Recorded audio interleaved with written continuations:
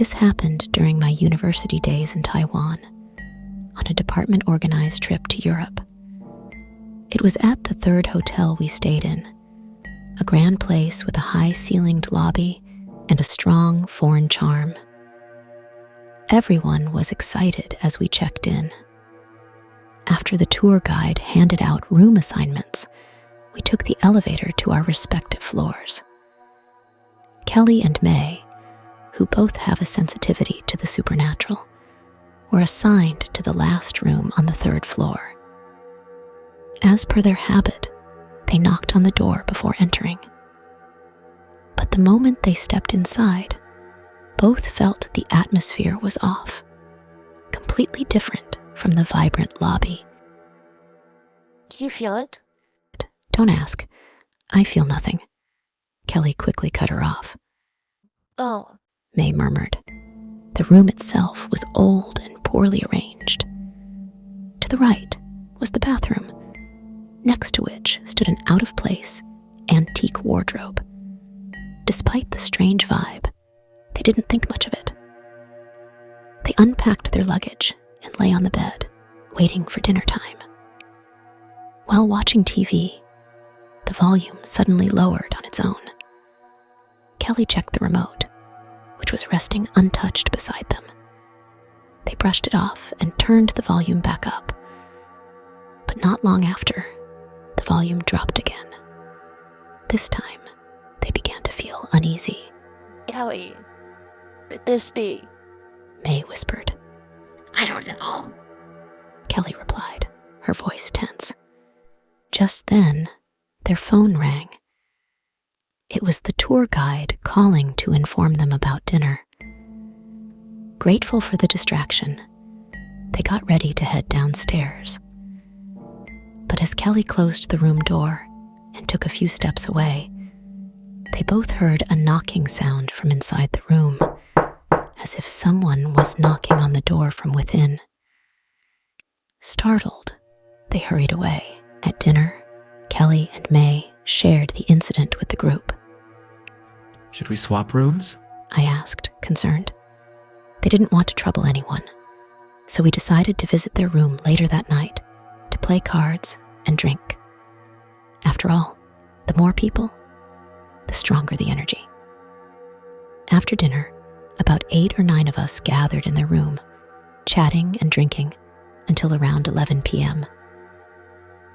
When it was time to leave, I asked again if they wanted to switch rooms. Hey, if you're scared, just say so. We can trade rooms. I offered. No need, we're fine. Kelly insisted, adding that they'd call me if anything happened.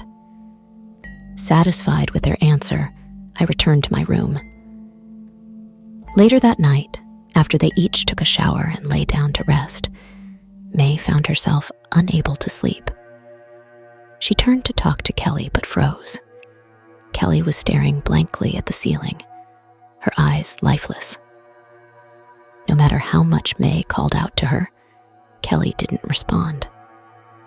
Terrified, May hid under the covers and eventually fell asleep out of exhaustion. The next morning, as we gathered in the lobby to check out, I asked how their night went.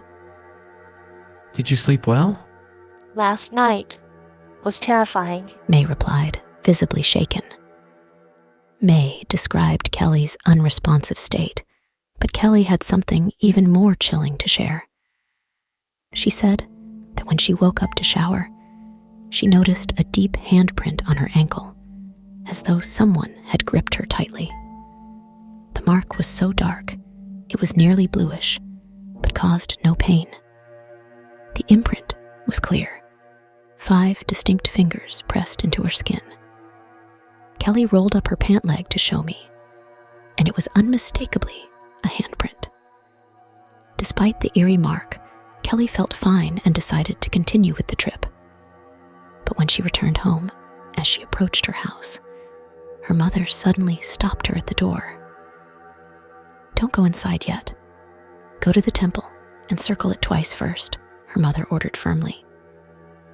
Kelly's mother, who practiced spiritual rituals, told her that she had brought back a little girl. But the girl had since left. Back home, as Kelly unpacked, she discovered that the jade talisman her mother had given her for protection was shattered. It seemed the talisman had absorbed the negative energy on her behalf. That night, Kelly had a dream. In it, a young girl with golden hair stood before her, dressed in a floral dress and holding a red umbrella. She said nothing, only stared silently at Kelly. If you want to see my videos faster, please like and subscribe to my channel and press the bell icon to get new video updates.